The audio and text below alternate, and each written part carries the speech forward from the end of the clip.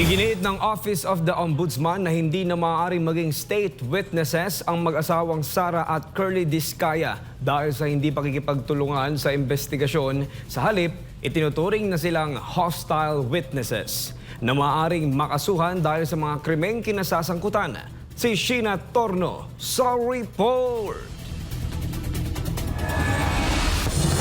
Kung ang Office of the Ombudsman ang tatanungin, dapat nang bawian ng proteksyon ng mag-asawang Sara at Curly Discaya. Kasunod ito ng kanilang refusal to cooperate sa investigasyon ukol sa maanumalyang flood control project sa bansa.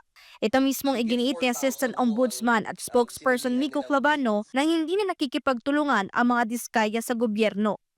Yung pagtalikod nila sa gobyerno at yung refusal nila na mag-cooperate ay sa tingin ho natin part ng strategy nila na makakuha pa din ng something dahil siguro sa tingin nila napaka-importante sa ang mga statements na hinahawakan nila.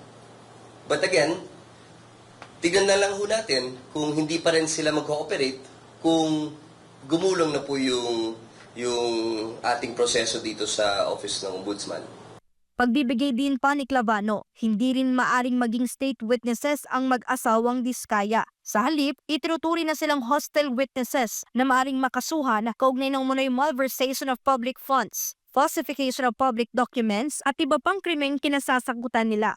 Alam naman ho natin na higit 4,000 po ang sinalihan nilang bids around the country, and kahit anong scheme or scam na nakita natin sa DPWH, kasama sila. So it's impossible that they can be considered as a state witness for all those crimes that they've committed. Tignan na lang ho natin kung hindi pa rin sila magko-cooperate, kung nakakulong na sila. We'll see. Kasi lahat po talaga ng kabalastugan ng DPWH pinasukan na talaga ng Discaya eh. So I don't think they're in any position to bargain with the government. Dagdag pa ni Clavano, wala umanong isubmiteng sworn affidavit o sworn statement ang mag-asawa sa Justice Department at kulang din ang mga isubmiteng affidavit nito sa Senado. Inaasahan naman ang pagharap ng mga Discaya sa Office of the Ombudsman. Sa oras gumulong ng preliminary investigation kaugnay sa umano'y anomalya sa flood control projects. Para sa Diyos at sa Pilipinas kung mahal, ito si Sheena Torno, SMNI News.